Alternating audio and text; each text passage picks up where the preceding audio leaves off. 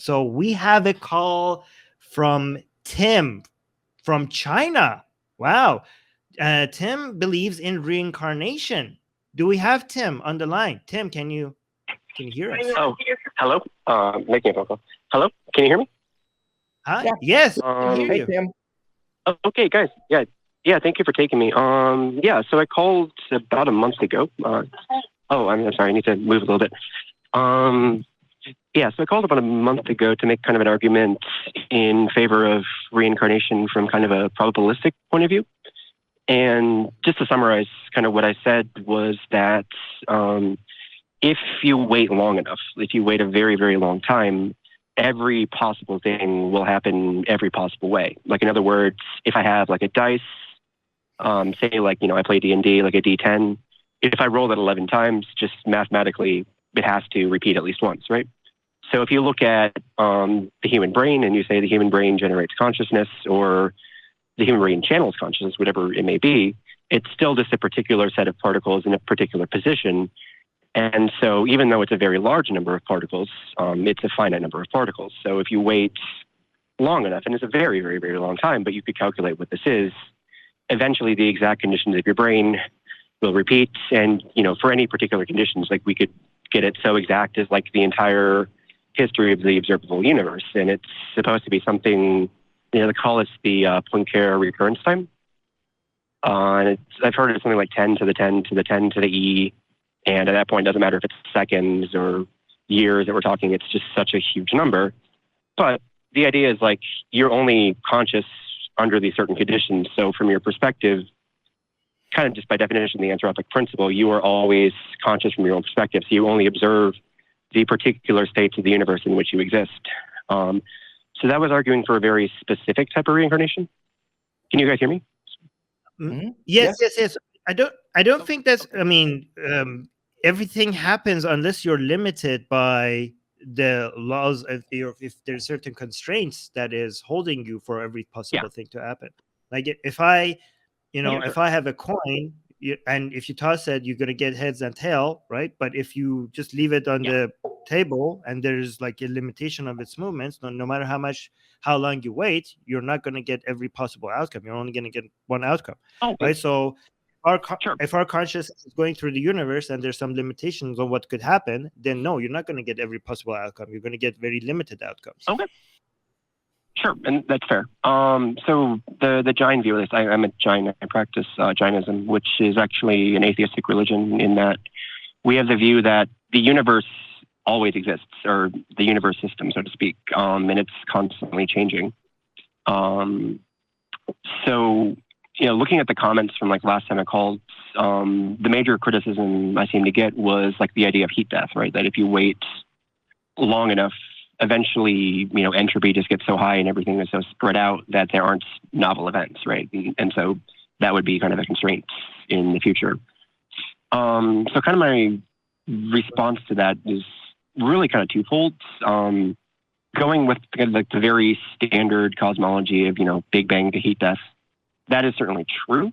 But there still are kind of random quantum fluctuations. And even though the probability may be very, very, very small, eventually you're going to get a repeat of the initial conditions of the Big Bang, or another Big Bang with different conditions, but still kind of the beginning singularity of some new universe. And at least some of those will have the conditions for life because ours does. So it seems it is possible to have that in principle.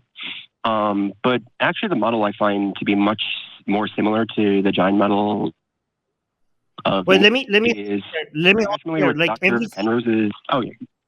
Hello, can you hear me, Tim? Oh, so okay, because like you are coming up with some pre-assumptions about how everything works and saying like if this is the model that we have, then this will get right. But what we know, based on what we know about our universe, it doesn't seem like that's what we're working with, right? And then if the model, if the theories that we have of our universe, if that's if those are the best explanations that we have, and it seems like based on the rules that govern our universe, we're not going to have every single scenario play out.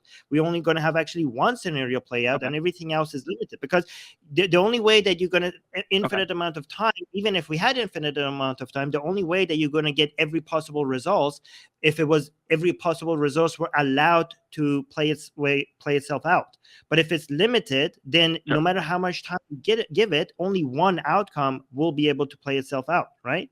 So, and also you talk about quantum fluctuations and stuff like, yeah. So I don't know, within, like, once you go within the, quantum world and it goes up atomic particles, I think a lot of people go there because there's some sort of randomness there that seems like now there's a lot of possibilities that will open the universe. But even if you go there, like, the randomness that you notice there might only be because of our lack of understanding of how things come to be. Like, even there, like, randomness is just a human-centric perspective from things that we don't know exactly how the outcomes are. Do you know what I mean? Like, even within the quantum realm, even when you get atomic particles, everything could be completely deterministic. And you say that every possible outcome could be playing itself, but no, based on what we understand of how physics works, there's only one outcome that is possible. There's not all these alternative outcomes are not possible because they're completely restricted. They are limited. Do you understand? Oh, sorry, I lost you for a second.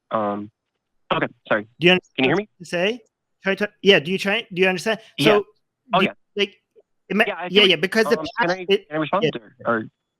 Yeah. Go on. Okay. Yeah, sure. Okay. So that's fair. I mean, I'm not a physicist myself. I'm not claiming to speak with any particular expertise. I try to understand the models as well as like a layperson can, but that's fair. My understanding of it is like there is the idea of like kind of 0-point energy or kind of vacuum energy, where we have like these virtual particles constantly coming in and out of existence, and that's sort of the cause of like what we perceive as randomness. But you're right, there's a lot that we don't know. But hey Tim, let me jump in. Hey Tim, yeah. Hold on a minute. Yeah, sure. Yeah, let me jump in because I'm having a hard time with all this. Really quickly, define reincarnation for me. What's your understanding of what that is and what it means? Sure. So to do that, I would need to introduce just a few terms. So are you familiar with like jiva and ajiva, like the meaning of those? No, just hey, tell it to me like I'm 6. Sure. Like I'm 6 years old. Okay, sure. Tell me why, what reincarnation is and why you believe it. Just real simple. So don't get into big fancy terms and backgrounds. Just really quickly. That's fair. Okay. So from your own point of view, you always exist. So think about like what is death, right? Death is, we could describe it as like you go to sleep and you never wake up, in a sense, right? Exactly. But the converse of that is think about like, I don't know exactly where in the development this happens, but like waking up and never going to sleep, right? Like being like a very, very young child or a baby, or like whenever it is you have your first conscious experience, right? And so from everyone's point of view, I am I, right? And you would say you are I, right? And actually, so the thing with it is like Jainism, it's not like the Abrahamic religions where like there is a dogma and you need to believe it. Can you answer the question though? You're saying things that has nothing to do with Dave's question. Yeah, let me just cut to the chase here, Tim. Hang on, Tim. Hang on. Okay. So as I understand reincarnation, it's that when I die, at some point I'm going to come back as myself in another form. Is that accurate? Like as a dog or as an eagle? Is that accurate, or am I off? Kind of a body. Yeah, you're going to have some kind of a physical body connected to a mind, yeah. So I could be Dave, and with my personality and my sense of humor and my intellect, however limited that is, but I'm going to be in the body of an eagle? Well, the idea is like when, okay. How would I express my sense of humor and my personality if I'm Dave, but I'm in the body of an eagle? Yeah, sure. So, I mean, the ego is not what reincarnates, right? The ego dies with the body. No, the eagle, We're an talking eagle, about, a flying bird, a flying bird. How would I? Ego, like, yeah, yeah. So your identity as Dave, that dies with the body. Like you don't, that does not pass on. What passes on is a much subtler sense of self, like we would call the Brahman in Sanskrit. So yeah, you're right. Your identity, there really is no mechanism for specific memories or something like that to pass on, at least under normal circumstances, let's say. But how does this is this sounds like a science fiction movie, and I want to know. Okay, I mean, how does that affect the life I'm living now? If I'm living this life, the only life I know that we have, and I'm living with my joys and my sorrows and my pain and my happiness and my relationships and all the things that make life wonderful. I'm living this life, and if I believe that when I die, I'm going to come back as an orangutan or as a hippopotamus at some point in the future. How does that affect the way that I live this life, or the way that you would live your life if you believe that? Okay. So I mean, it kind of gets into the idea of karma. So karma is not some magical force. It's not like it's not like a fifth law of physics or anything like that. It's just the principle of causality. Everything in the world has cause and effect. Everything. If we think like socially, you're 6 degrees of separation from everyone else. You can't make an observation without changing something. We're constantly interacting with the world. And so whether we're talking like a single life or many lives, we are in this dynamic system where our actions have consequences. And so if you want to have good results, you need to cultivate good habits. And that could be within a life or between lives. It's really the same principle. So that means that if I'm kinder to people in this life or kinder to animals in this life, that when I'm reincarnated as some other form, that I'll be treated better in that life. Is that kind of what you're saying? Kind of, yeah. I mean, so there's several aspects to this.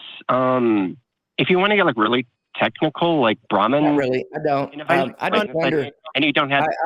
I'm going to ask one more thing, and then I'll let Armin jump back in because I don't want to dominate. But do you have any evidence for any of this? Or is this just speculation based on probabilities in your mind? Because we kind of like to deal with evidence here. Okay. That's fine. That's fine. So it's experiential. It's and I don't expect anyone to believe based on my experience. You've experienced it? I would say that's a very foolish thing to do. You should. What I would suggest to anyone who's interested is just think about the question: who are you? Like, okay, so no. Like, who are you? No. So the answer is no. You don't have any evidence. But also notice how what you started with. No, yeah. Wait, one second. Notice how.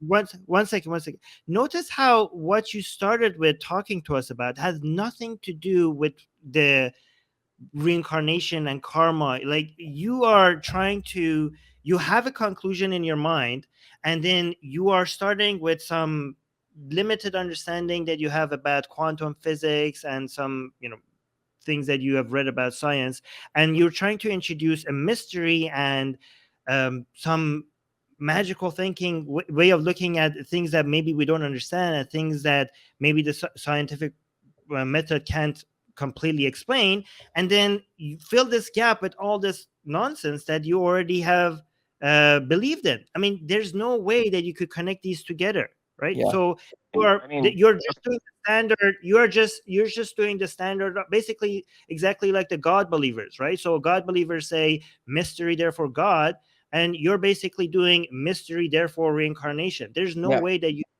make this connection. You're starting with the conclusion and then building your case to back up your conclusion. That's what it sounds like to us, because I guess you're saying that you believe you've been here before in some other form, and you don't have any evidence for that, but you just believe that that's what life is, correct? Sure. I mean, so the reason I believe this, like it's a personal experience, but like when I was very deep in a meditative state and I was actually trying to do something completely different, I feel like I had an experience of ego death. Are you familiar with the concept? Yes. And it felt like I was in contact with like kind of the self of all selves, so to speak, like they call Brahman in India. And I had sort of a Platonic dialogue with like this deeper root consciousness. Tim, do you believe in God? Anyone to believe me based on my experience, but no, I mean, Jainism is an atheistic religion. Okay. So I know that. That's why I'm asking you that. So you don't believe in God. A lot of people use your method. Yeah, I understand that. A lot of people use your methodology of personal experience to believe in God. Why is their methodology not valid? But I don't expect you to believe in reincarnation because of my experience. So that's why I'm not using that as I'm not talking about me. I'm talking about you. I'm trying to understand why you believe it. I'm trying to understand why you think personal experience is a good methodology to come up with any conclusion. Well, because we're talking about consciousness, we're talking about physical matter, right? And so, like, if we're dealing with questions of consciousness and how it functions, right? Like, it seems that the methodology to do that would be, inducing altered states of consciousness. So, because full disclosure. Talking about consciousness and not really knowing what that means and what's before or after our conscious state doesn't give us license to just create stories and to make something up. That's what religion has done. You've just replaced. I agree. I agree. Tim. Okay, Hey, Tim. Yeah. We let you talk, and so when we're talking, maybe you should listen. How's that? Okay. Go ahead. Okay. You're doing what religion does. There's a gap there in your understanding, and so you're creating a narrative to fill that gap. That's what religion does. What I find most effective is to just simply say, you know what? I don't know what's beyond the grave. I don't know what's after this life. What I know is we have this life. I don't know what was before because I wasn't aware of anything before I was born. I got here. I'm here now. And I'm going to live the life that I think is best. And I don't need to believe in karma. I don't need to believe in reaping what you sow, to use the Bible's narrative of karma.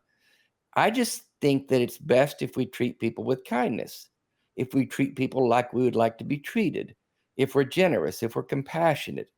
That's just good behavior, and it helps society function better.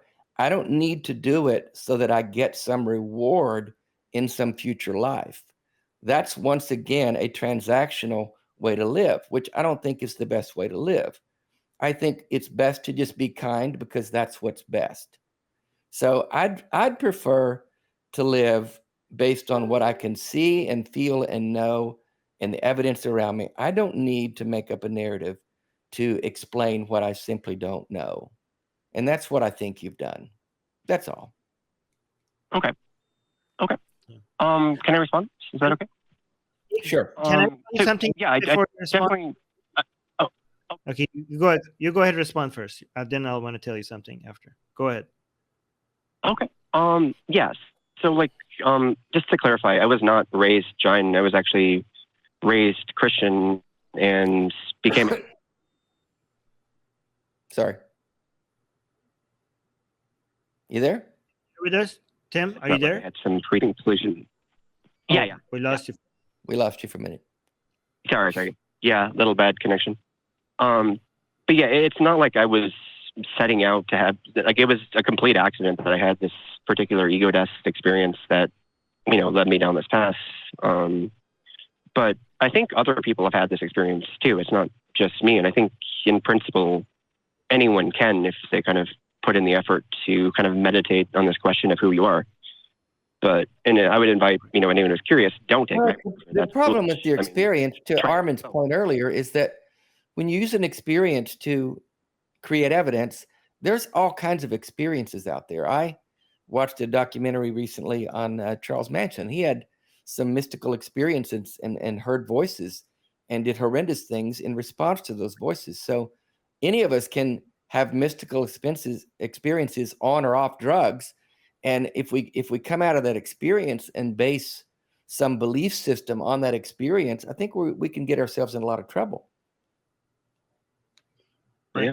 And also, a lot of people have had what you call an ego death experience, and many of them have like, okay, I saw God. Some people say I saw the energy of the universe, and some people, even though they had that experience, remain completely materialistic and atheist and think like they had a completely natural explanation for why they had experienced that.